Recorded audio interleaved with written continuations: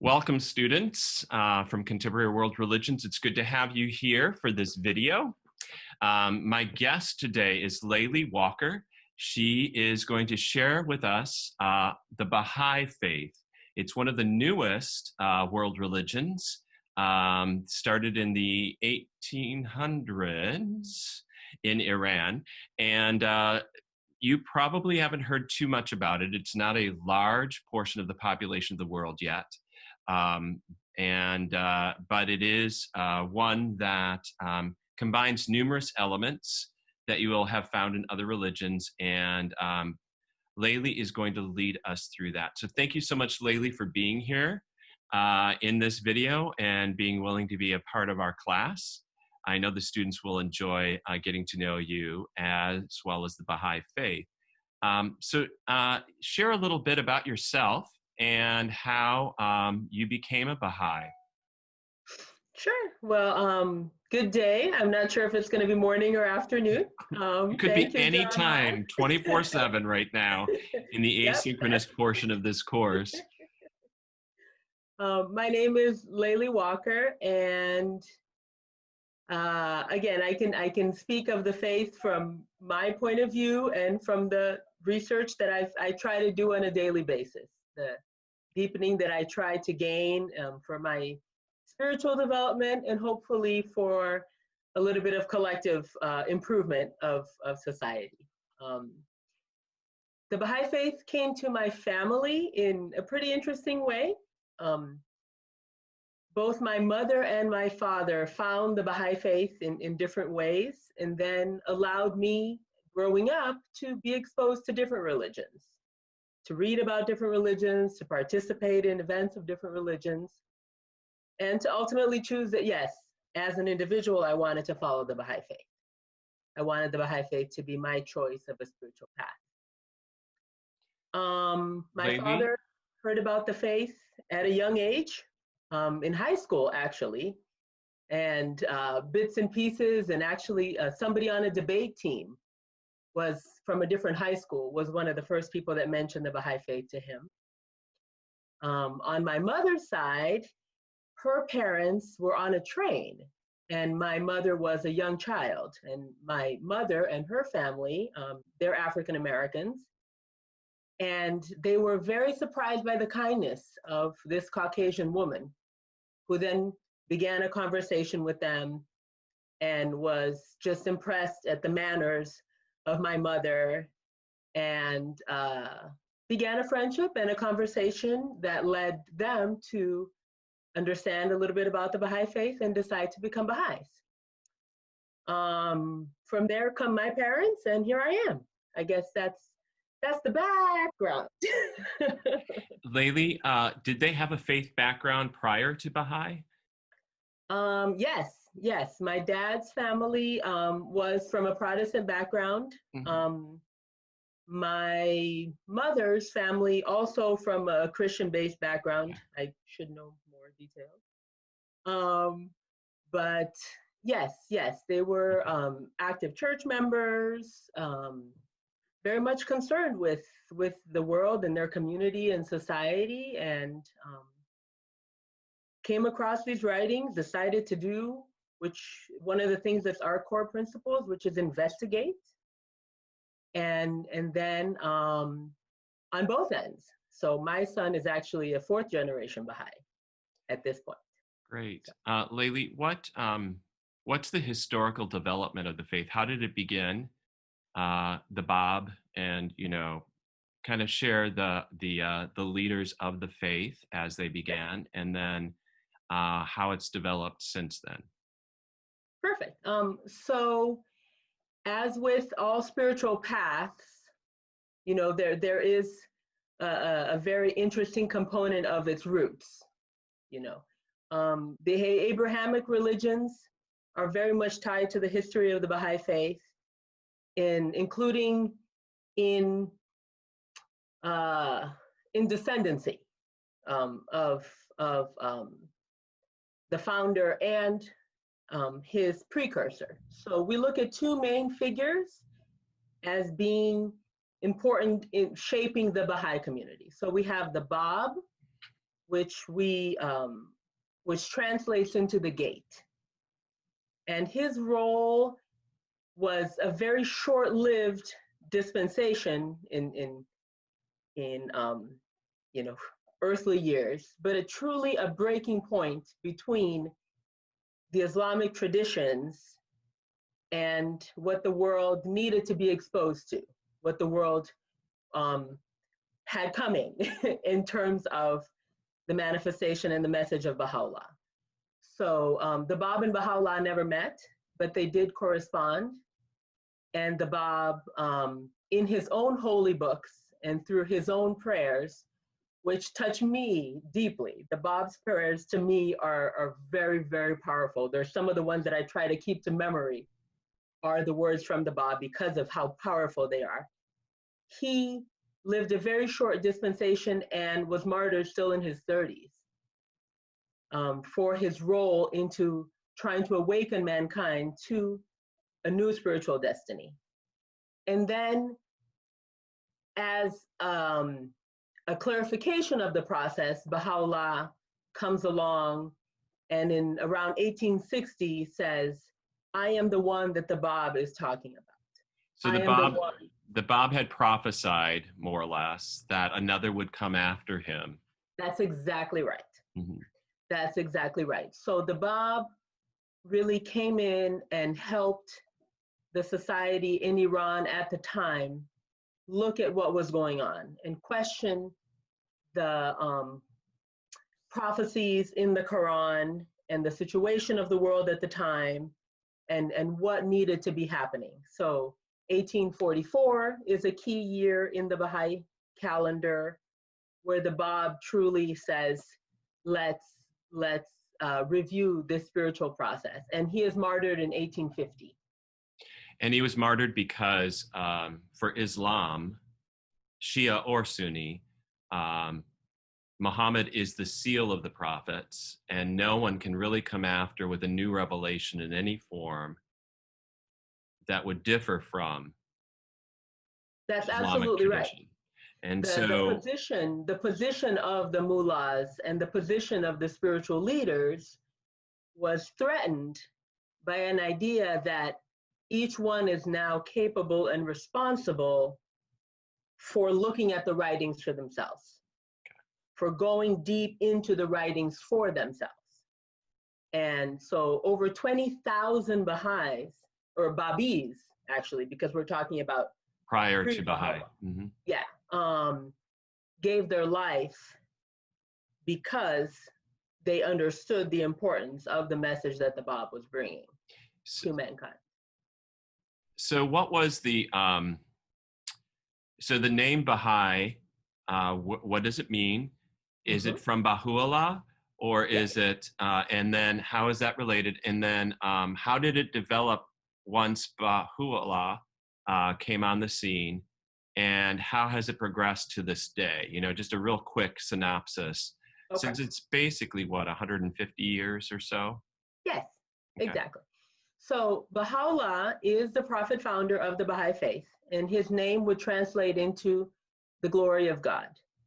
And Baha would mean glory, and E would mean follower. So follower of the glory. And that's in what language is that? That's in Persian. Okay. Farsi or Persian? Or Farsi. Okay. Farsi. Yeah, Farsi. And then again, I want to preface this with my non-absolute complete expertise on a lot of these this things. Is fine. This is more than any of us know. So again, just, you know, not a professional Baha'i, not a, you know. Well, nope. I don't know if there are really clergy or no. So it's just a lay movement, if you want to call it that. Yes. Okay. Yes. So Baha'u'llah founds the Baha'i faith and brings along then the followers of the Bab, who for the most part understand what the sequence is here. The Baha'i faith starts spreading from Iran out to the Middle East. The person of the Bab, like Baha'u'llah and so many others, go into horrible persecutions and horrible treatment. And Baha'u'llah is moved as a prisoner until he arrives in Israel. And he remains a prisoner his whole life. So through his guidance and his son's guidance, the community starts to spread in Europe, in the United States, eventually in Africa and South America. And we have our administrative center currently now in the Holy Land, in Haifa. Oh. And we are, depending on various statistics that you see around there, about 7 million in the world right now. Great. So that's the basic history. Now, what are the, so there was conflict with Shia Islam and from the beginning. So there must be some differences in belief. I know it's monotheistic, and yet, so could you share some of the principles of Baha'i, the basic tenets of the faith? Yes, absolutely. So in a nutshell, we look at our three onennesses, and then we expand from there to what we call principles or guidelines, and then and if you want to share obligations. Okay, if you want to share your screen at any time to show some of those things, please do so. Perfect, perfect. So the 2 or 3 main things that I had thought of as being able to share, one of them is the website for the United States, or it's Baha'i.us. I think they have a lot of basic information. I don't want to go into a lot of detail, but thank you for reminding me. Let me pull that up. And get that on the screen for us. So here we have the main page of our National Baha'i website. And there's an area here that actually said Baha'i Faith at a Glance. So I think that allows the students here in Southwest Florida, or anybody who is looking for something primarily in English and also very much connected to the activities that go on in the United States. So here you'll see one human family, God and divine messengers. If you look at that, that's the 3 onennesses that I mentioned as a general umbrella out of which we start a lot of the conversations that we have. So we believe that God created us as one human family together. We all citizens and caretakers of one planet. So the aspect of one human family is critical to our daily actions and what we strive to do as Baha'is. And then we believe that there is one God, a loving creator. God is limitless, all-knowing, all-powerful, all-merciful. All the best human qualities are a reflection of God's divine attributes.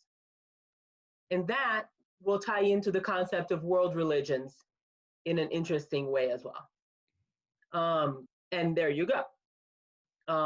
We talked a little bit about the divine messengers, the Bab and Baha'u'llah. So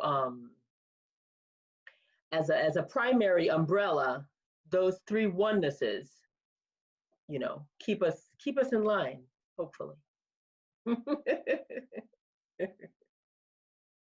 Now, what else was part of your question? I'm sorry. The basic tenets of the faith. So you've covered some of those. How do all the other world religions fit in with Baha'i? Because I know it's a unique understanding. Okay, so just when it comes to our tenets as well, or principles, there are a few that are very interesting to highlight. Yeah. One is the harmony of science and religion.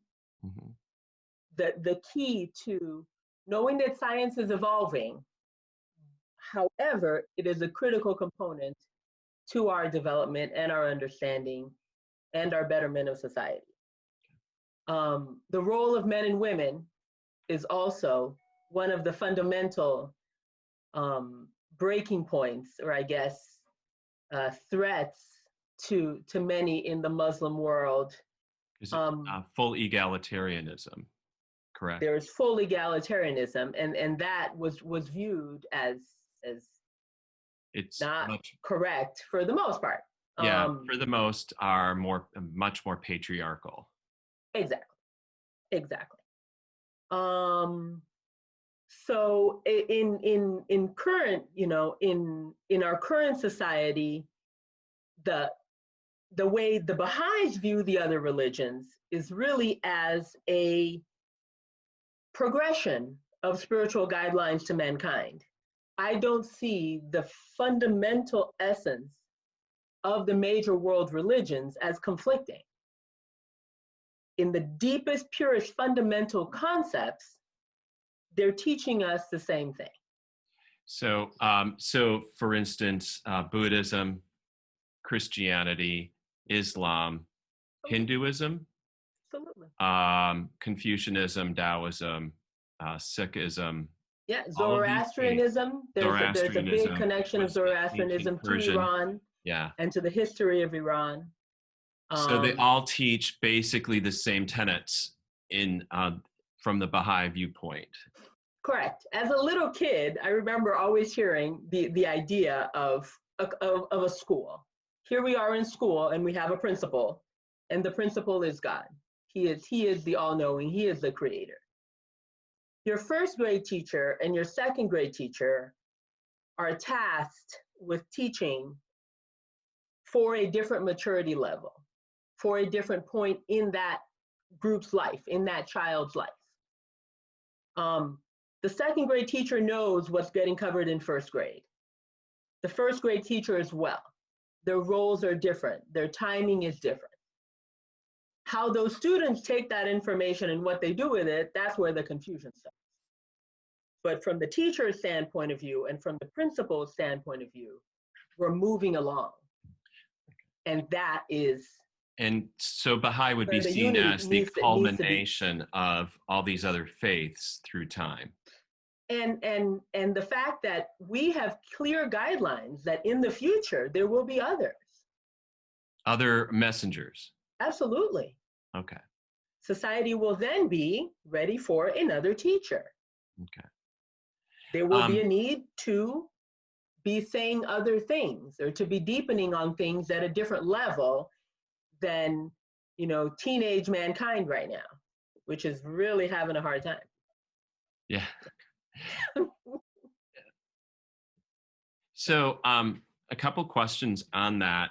Other faiths have an origin story, that is how the world began or the universe. Some are cyclical, like Hinduism. Buddhism basically doesn't answer that because they say that, what difference does it make? It's really more about you and how you handle your life. And where Christianity, Islam, Judaism all have a creation story, understanding that the world was created at a point in time by an eternal God.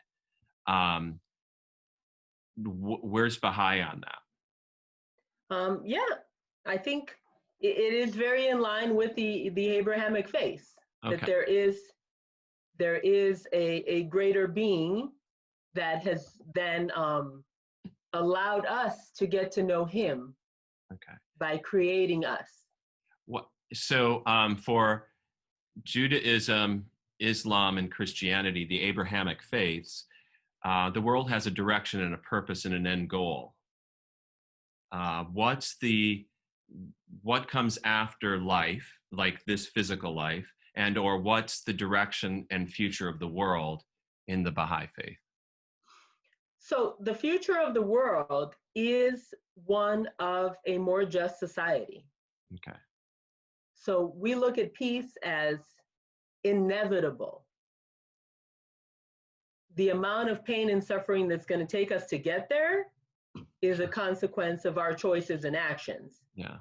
But the ultimate goal is a more just and peace prevailing environment for humans to thrive.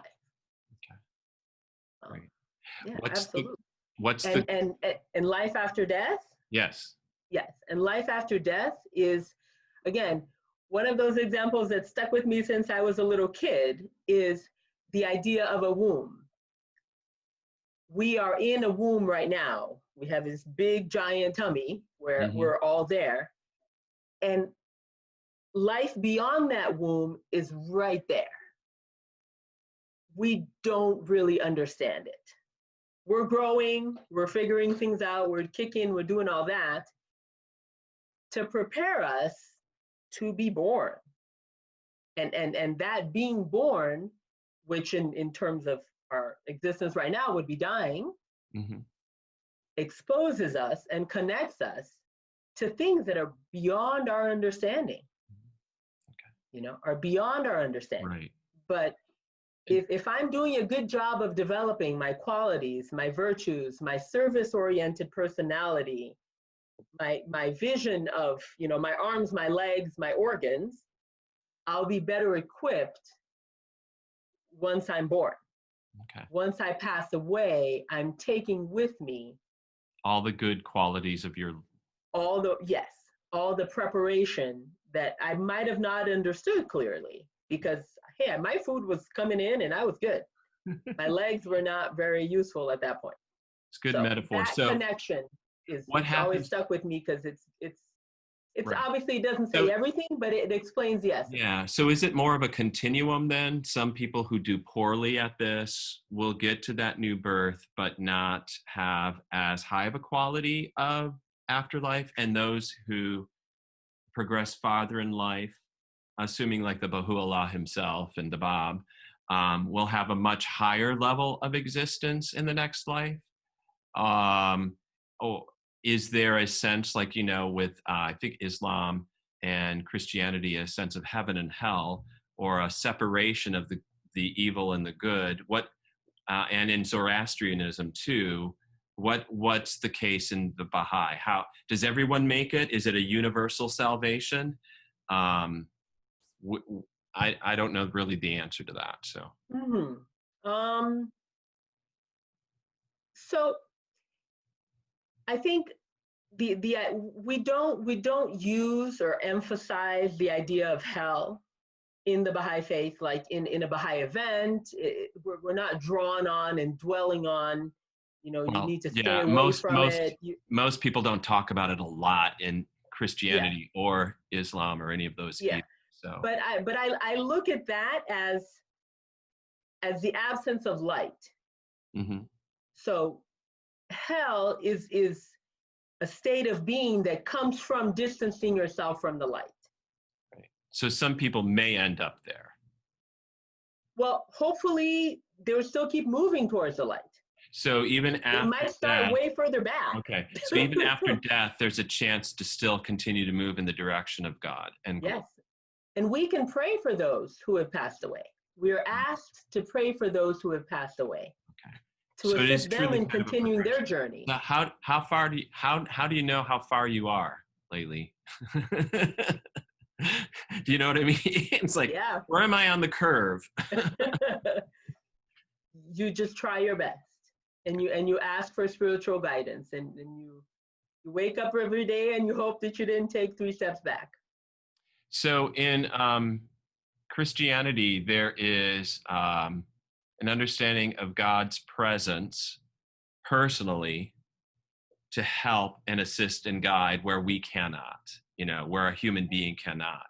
Yes. In Baha'i, is there a sense of God's spirit, presence, glory of some form that assists you in doing things that are beyond human capability?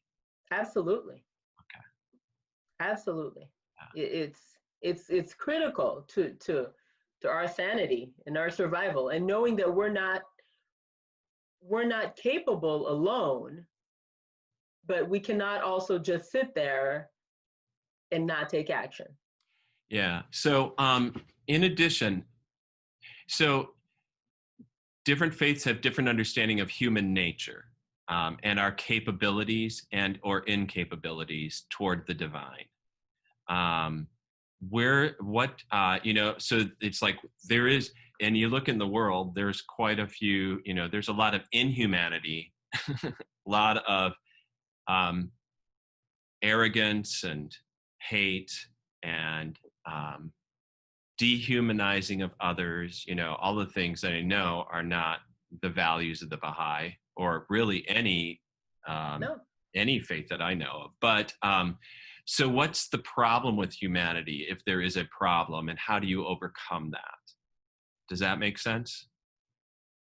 Um, so the challenge that's facing humanity right now is the challenge of the three onenesses that we talked about. Let's get back to the basics and be able to see ourselves as members of one human family.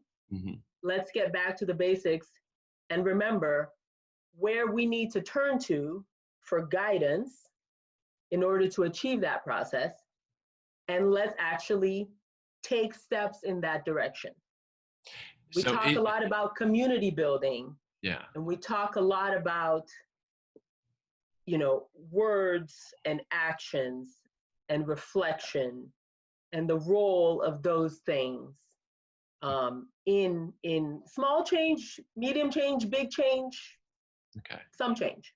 For instance, in Christianity, there's this understanding of a fall of humanity. That humans were created in the image of God, and yet after creation, they decided to take on to themselves the power and the glory and and pride and rebellion against God. They cut themselves off from that, and that has caused all sorts of human problems in the world. So that just to overcome that is something greater than just knowing information. Just because you know something doesn't make the heart change or the attitudes change. So what's the solution the Baha'i are saying for an individual? What needs to happen for them to not simply just know information that there is one God, know that we are one humanity? What's the solution? How do you get Transformation. there? Just information? Transformation. Transformation. How does that transformation take place? That transformation takes place again on an individual level, on a collective level, and it takes place in action. Okay. It doesn't take place in theory. Like we don't have Baha'i monks. No. We do not have Baha'i nuns. And again, there's a need and a role and a time when that was interesting. But within the current understanding of the Baha'i society, of the Baha'i writings and the world that we live in right now, you're out there doing your job, and you're trying to turn that job into an act of worship. You're trying to turn that job into an act of service. If you work in retail, that's where you'll have that space and that opportunity to do that. If you work, it doesn't matter. It doesn't matter. You had mentioned earlier about scriptures or writings that are sacred and you want to even memorize and hold on to. Can you share what those are and describe them for us, please? Sure. So I have one of my favorite little things here. I brought a tiny little prayer book. Okay. And I'll show a picture of this later, but this is that the Chicago temple? Yes. Yeah. Yes. This is actually the prayer book that anyone of all faiths that visits the house of worship is welcome to take. It's available at the entrance in Spanish and in English and maybe in other languages. I'm not sure. But this little prayer book is available there. And then there's other more, larger, more complex prayer books. Like this is one I've had for many years and I keep handy. But so Baha'u'llah himself has written over 100 volumes. 100 volumes. Are they collected in a book or a text? Oh, not in a book. In many books. Yeah. Well, there are over 100 books just written by Baha'u'llah. Okay, so there's like the Hebrew scriptures. There's the Quran and there's the New Testament for the Abrahamic faiths, and then there's other writings beyond them. Right? Correct. But those are kind of considered the Quran is considered divinely given, spoken, God's direct words Mhm. dropped down from heaven and just dictated to Muhammad. Um, what how are these words seen? Are they seen as inspired by God? Like, are they God's words through the Yes. prophet? Okay. Yes. Are they collected, like, so of the 100 volumes that the Baha'u'llah has written, are they collected in one volume, or in what, like the Hebrew scriptures are the Tanakh, the Quran? So there's an abundance of things in what we're talking about. So Hmm. the most holy book is called the Kitabi Akdas, and it's called the Book of Laws. Okay. So that would be considered one volume in this example that I'm talking about. And then Do you there's the have Book one? of Certitude. Do you have one around right now to show us? The caveat? Yeah, let me get somebody. Vinny, Thanks. grab me the Kitabi Akdas, please. Yeah, thank you. My son's home from school. He's Well, not of quite in course. college, guys, but he's getting there. He's going to be a junior in high school next year. Oh, great. Well, congratulations. I have a daughter who's going to be a senior. Oh, nice, What a nice. fun year we're going to have, huh? Nobody knows what's going on yet.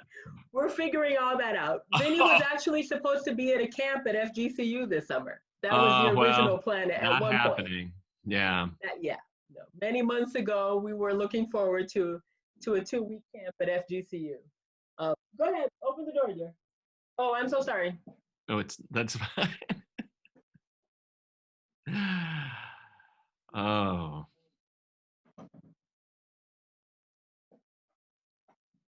I'm back. okay. So this is the Kitabi Akdas. This is the Book of Laws. And is that what the word means? Yes. Mm-hmm. The book I of don't know if you can laws. tell. Oh, you can. I don't know if you can tell. In it's kind of just The written in there. It Katab. says the most holy book. Yeah, I can't see the most holy book. Okay. Okay. I get it. See it now. Now, and it was all the Baha'u'llah's writings? Yes, those are Baha'u'llah's writings. Okay.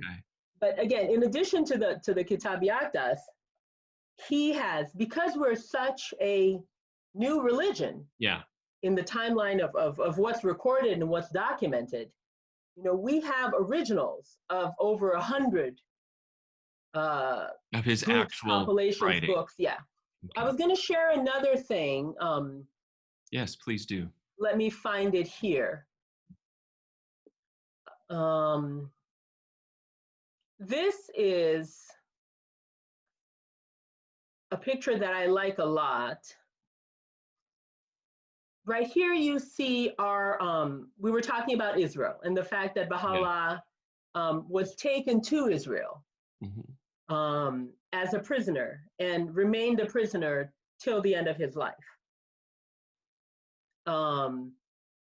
And across the bay from where Baha'u'llah is buried, the Baha'is have, with 100% donations of Baha'is, not a single penny from somebody who is not a member of the community is allowed, have been able to build what we call the Ark. And there are other things. This picture is probably at least 10 years old, maybe even a little bit older. The Ark is? You see the Ark here? It is the seat of our administration and our search for information. So the building on the far right, the one that has like a Greek feel to it. Yeah, it looks like the Parthenon or something. The Parthenon. That is our archive building. Okay. That is where Baha'u'llah's writings are. Where the original writings of Baha'u'llah, and not only Baha'u'llah, but the Bab and Baha'u'llah's son, which was Abdul Baha, and Abdul Baha's grandson, which is the Guardian. We call him the Guardian. So there are a few other key players that we really haven't gone into in a lot of detail. But those original writings are at the building there that we call the Archives building. Cool. With certain restrictions and guidelines, a lot of them can be seen and studied by individuals or scholars. Is it mostly in Persian or Farsi? Yeah, a lot of Arabic as well. Okay. A lot of Arabic as well. And as you move into the writings of the Guardian, you have a lot of English. The Guardian actually studied in England. Okay. So, Um, so a lot of his writings they're originally in English. And the Guardian translated firsthand writings of his grandfather and great grandfather. great. And the next building or not? Yep. The next building, the one again closer to the mountain inside, like the higher part of the mountains, Right. that building is a building for the study of the sacred texts. Okay. So really the focus of that building is to look at holy writings and publications of Baha'i authors, Baha'i inspired authors from all over the world. Okay. And then The third building with the dome on top. That is the seat of the Universal House of Justice. That is where our administration lies. Okay. And that administration, the people who serve in that location are not eternally appointed, do not have lifetime roles. They will serve in that position for 5 years. Okay. Unless they get reelected. Okay. And they could or they could not get reelected. That just all depends. And the fourth building? The last one is called the International Teaching Center. Okay. So it's looking at how the community is growing, where it's growing, what's going on with the development of the community. Okay, great. And so you have, I think that's a beautiful picture to kind of exemplify a lot the administration, the history, the search for knowledge, and the action. Yeah. They're all kind of represented in each one of those buildings. Do you have a picture of the Chicago Temple? So I also brought up or had pulled out, Zoom. I know you students are probably much better at Zoom than I am. So here we are. Professionally, I've been using Zoom a lot more than I ever thought I would. I know. Okay, how do I go back now? Why are you doing You click on the little, I don't know what kind of computer you've got. I just click on the Zoom icon at the bottom and it takes me back to Zoom. Yes, okay. So here, let me share this one. Come on, Zoom.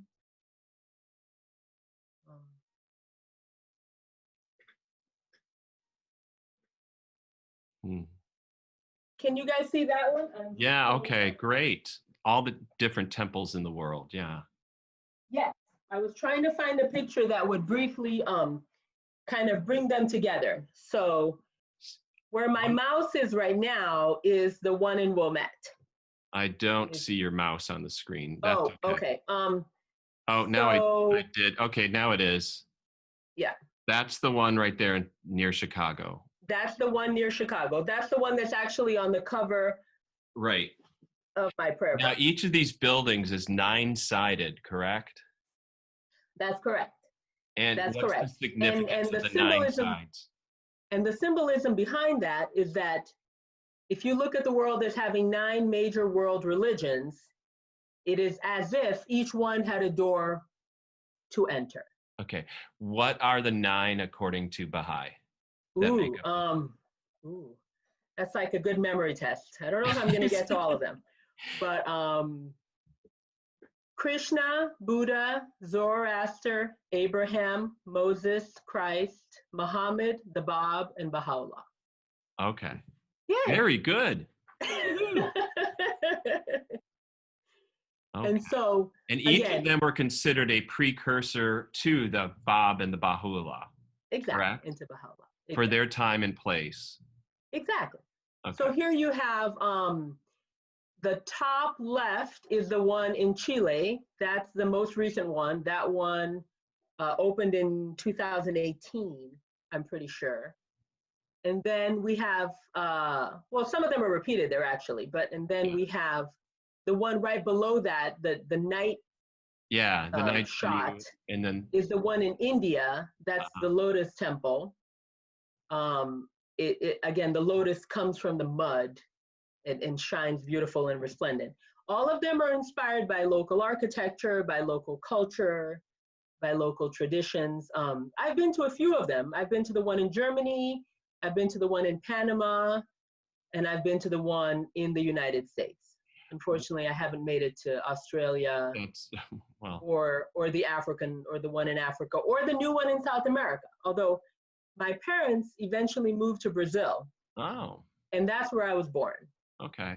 Well, I was we're born going and to have to raised in finish Brazil. up soon here, I think, Yes, I time-wise. see the time. Yes. But that's okay. But what's inside of one of these temples? Like Um, when you go into a temple, what do you see? okay.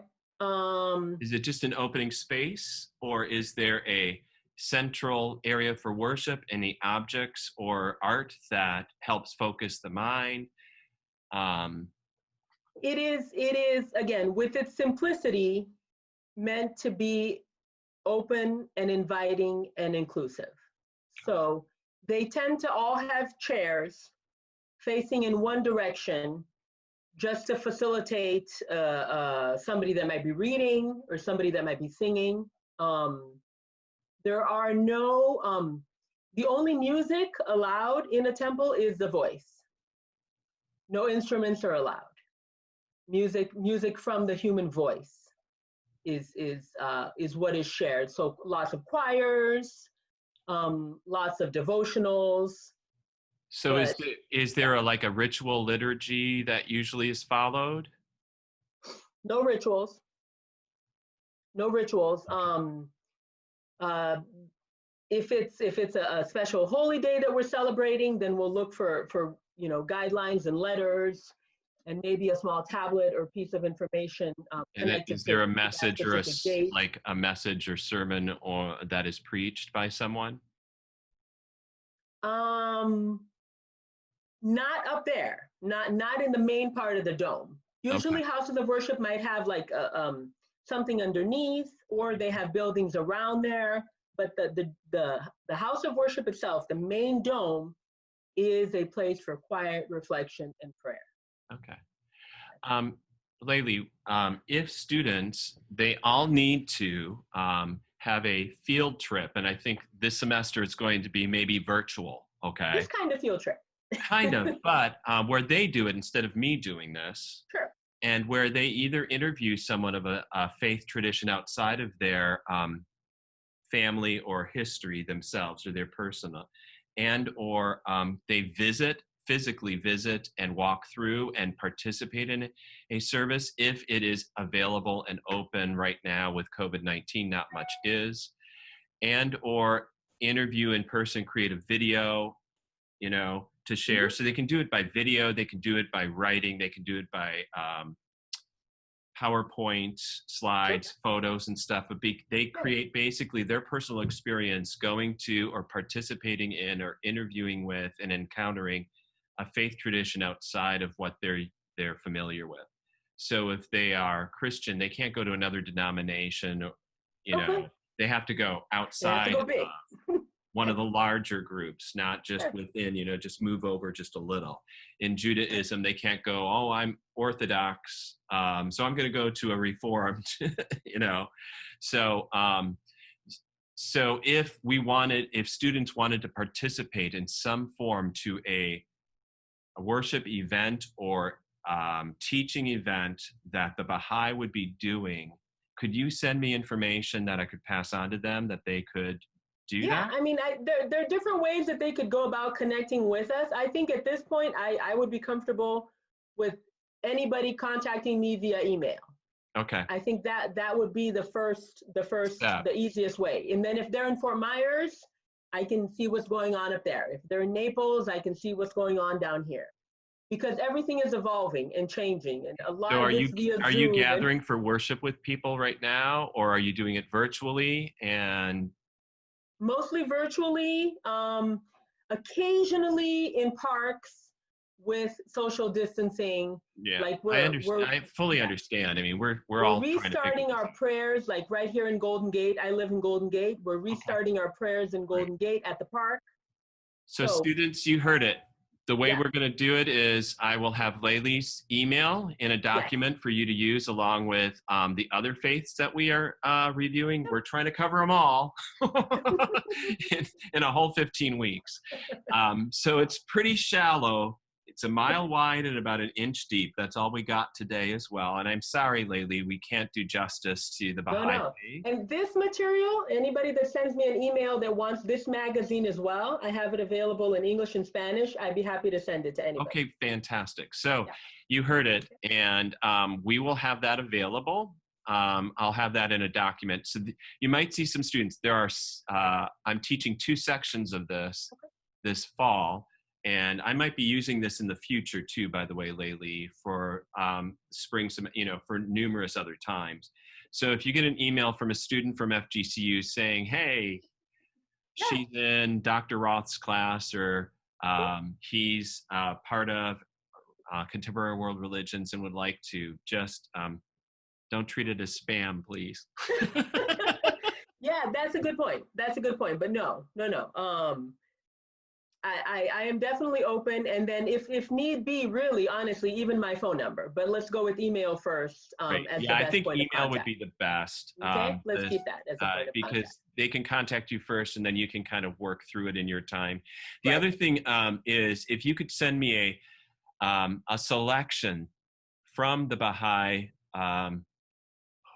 Most Holy Book or the Prayers of the Bab that you thought were like just great some of your favorites. We'll be using them in class and let them read directly, from the different sacred texts of different faiths, as part of what they're learning. Okay. Can I end with one tiny little quote? Yes. It says, my first counsel is this, O son of being, my first counsel is this, possess a pure, kindly, and radiant heart, that thine may be a sovereignty, ancient, imperishable, and everlasting. That is the first passage in a book that we call The Hidden Words. All right. Well, thank you so much, Laylee. It's a great way to end with that quote. Students, religion in the world is very complex, and there's always more to explore. So thank you so much. Have a peaceful, wonderful, healthy, safe, glorious afternoon. Okay? Thank you, Mr. Roth. Thank you, guys. I hope I was able to do a little bit of justice to the Baha'i faith. Yeah. Thanks.